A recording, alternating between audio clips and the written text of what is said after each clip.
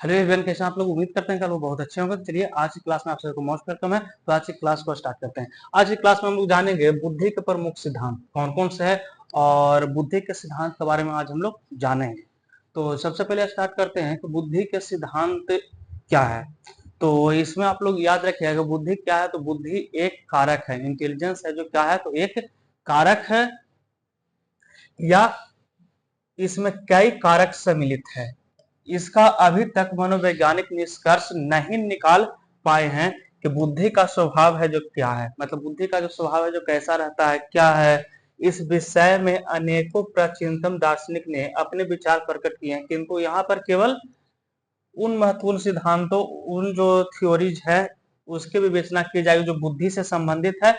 और ये जो सिद्धांत है जो कुछ निम्नलिखित इसमें दिए गए हैं, तो उस पर थोड़ा सा विचार करते हैं। सबसे पहला एक कारक सिद्धांत, एक कारक सिद्धांत या फिर सतात्मक सिद्धांत भी इसको बोलते हैं, one factor theory.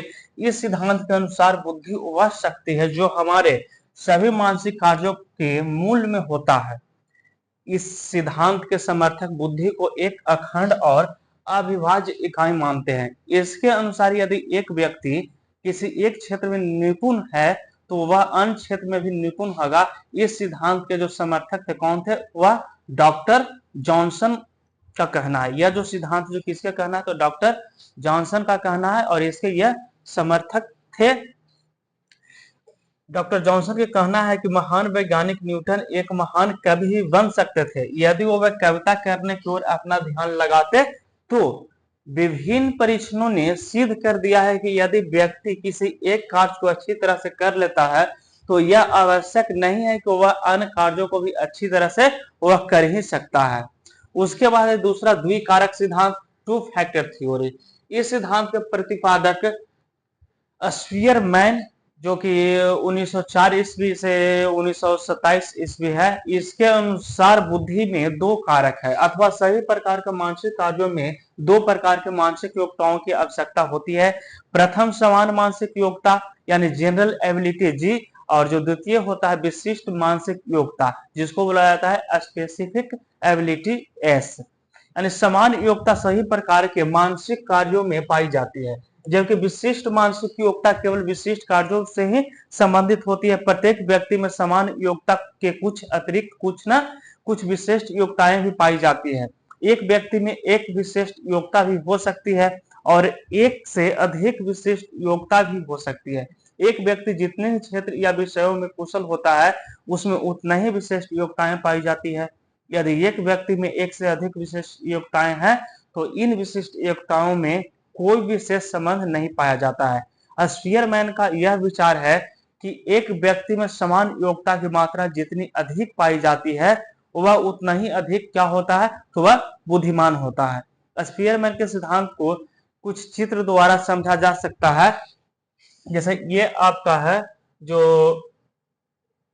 Two factor theory ने, ये है जो आपका जनरल एबिलिटी है, ये है जो क्या है, ये आपका है जो द्वितीय विशिष्ट मानसिक योग्यता यानी स्पेसिफिक एबिलिटी ओवर, और स्पेसिफिक एबिलिटी है जो टू है। तो इसमें देखिए कुछ इसमें है जो भिन्नता पाई जा रही है। यानी उपयुक्त चित्र में इलिप्स ए और भी क्रमशः शाब्दिक तथा गणितीय परीक्षणों का प्रतिनिधित्व कर रहे हैं क्योंकि परीक्षण एक दूसरे से सहसंबंधित है। अतः इलिप्स एक दूसरे से ओवरलैप कर रहे हैं। ओवरलैप करने का संपूर्ण क्षेत्र जी कारक का प्रतिनिधित्व कर रहा है। शेष दोनों परीक्षणों को स्वतंत्र S1 और S2 द्वारा क्या किया गया है, तो प्रदर्शित किया गया है। उपयुक्त चित्र से स्पष्ट है कि विशिष्ट योग्यताओं एक दूसरे से स्वतंत्र होती है तथा समान योग्यता की आवश्यकता भी इन विशिष्ट योग्यताओं में पड़ती है। स्पीयरमैन जो कि 1927 के अनुसार बुद्धि में जी फैक्टर के अतिरिक्त कुछ और भी कारक होते हैं, जैसे सी फैक्टर हो गया जिसका अर्थ होता है विचार प्रक्रिया में गति और निष्क्रियता में मुक्ति।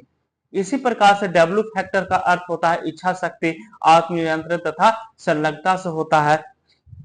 यानी कुछ अध्ययन में देखा गया है कि कुछ कार्य निष्पादन इस प्रकार होते हैं जो जी कारक पर आधारित नहीं होते, जबकि स्पीयरमैन के अनुसार जी कारक सभी कार्यों में क्या होते हैं, तो सभी कार्यों में समान होते हैं।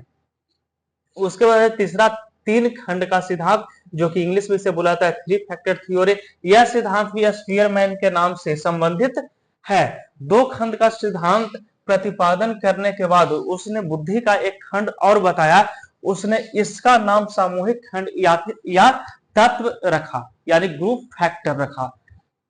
उसने इस खंड में ऐसी योग्यताओं का स्थान दिया जो समान योग्यता से श्रेष्ठ और विशिष्ट योग्यताओं से निम्न होने के कारण उनके माध्य तथा स्थान ग्रहण करती है। स्पीयरमैन का यह सिद्धांत सर्वमान्य नहीं बन सका।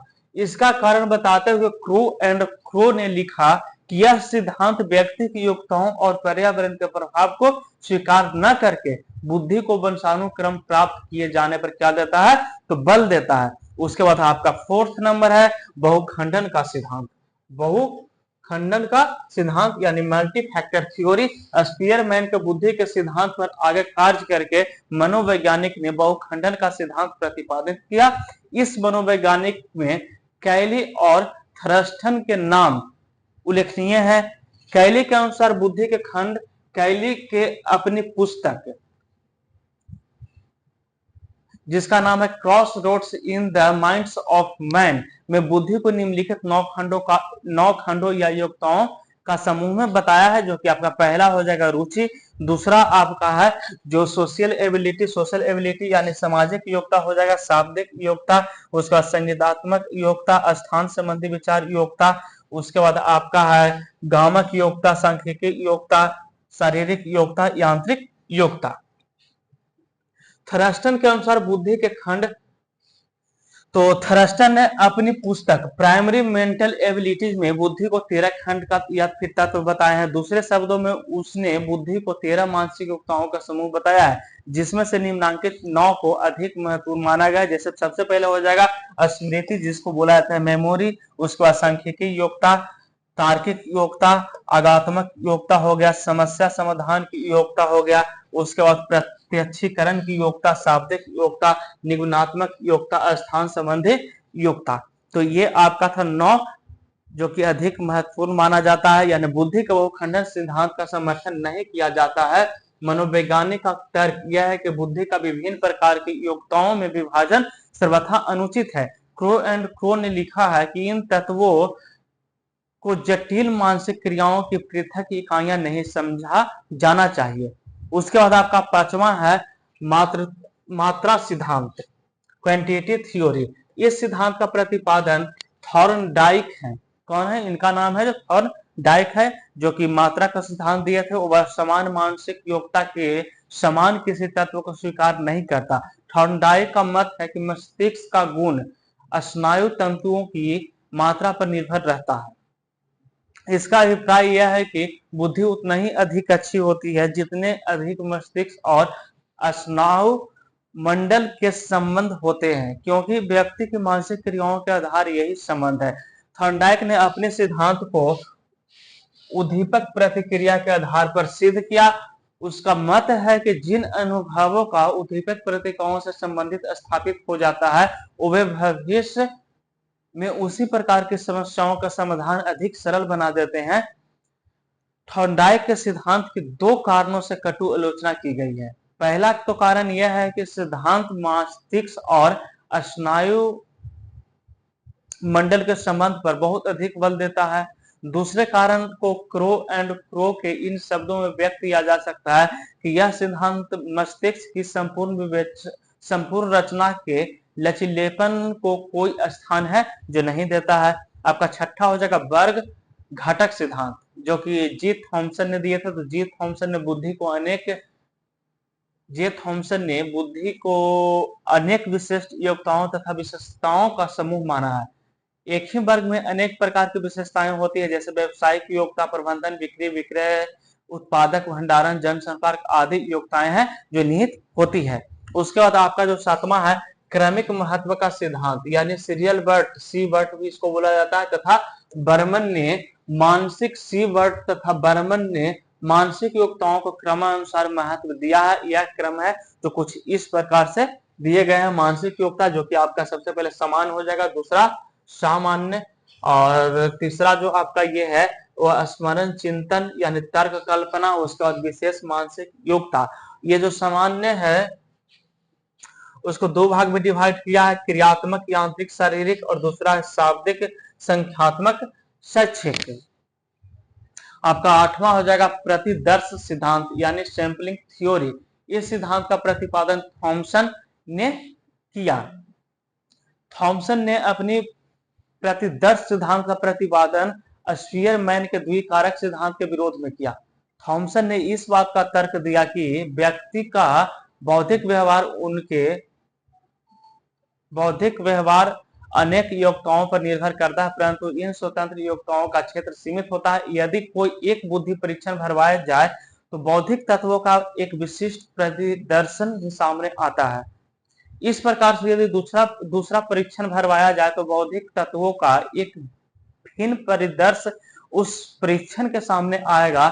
विभिन्न संज्ञानात्मक तथा बौद्धिक परीक्षणों के में जो धनात्मक सहसंबंध पाए जाते हैं वह विभिन्न प्रतिदर्शों अथवा योग्यताओं के नमूनों को ओवरलैपिंग से स्पष्ट होते हैं। थॉमसन के सिद्धांत को ये जो चित्र है कुछ दिया गया है इसके द्वारा समझाया जा सकता है। यहाँ पर चित्र को देख सकते हैं, टेस्ट ए है, टेस्ट बी है, जो कि आपका ये जो डॉट है वह किसको निरूपित करता है, तो विशिष्ट तत्व को। ये है जो खाली डॉट जो आपका ये देख रहे हैं इसमें तो कहीं है ही नहीं, ये परीक्षण का निरूपित करता है। ये है जो उभयनिष्ठ या फिर समान, ये है जो आपका उभयनिष्ठ और समान को प्रतिपादित करता है। ये आपका ये होना चाहिए था, ये खाली वाला। यह है जो आपका प्रतिदर्श का सिद्धांत है। तो ऊपर दिए गए चित्र में छोटे वृत्त विशिष्ट कारकों तथा मानसिक योग्यताओं का प्रतिनिधित्व करते हैं, जबकि बड़े दोनों वृत्त दो परीक्षणों का प्रतिनिधित्व करते हैं। परीक्षण ए से 8 विशिष्ट कारकों के प्रतिदर्शन किए गए हैं, जबकि परीक्षण बी से 11 विशिष्ट कारकों के प्रतिदर्शों का प्रदर्शन किया गया है। चूंकि दोनों परीक्षणों में 6 विशिष्ट कारक समान है, अतः इनमें धनात्मक सहसंबंध है। थॉमसन का विचार है कि सभी बौद्धिक परीक्षणों में जी फैक्टर नहीं पाया जाता है। थॉमसन ने इतना अवश्य माना है कि कुछ परीक्षण में जी फैक्टर अवश्य पाया जाता है, परंतु जी फैक्टर स्पीयरमैन के जी फैक्टर के समान न तो विस्तृत होता है और न ही संकीर्ण जितना स्पीयरमैन के विशिष्ट कारक है। तो ये था आपका बुद्धि का सिद्धांत। तो आज के लिए बस इतना ही, कल फिर मिलेगा, तब तक के लिए बाय।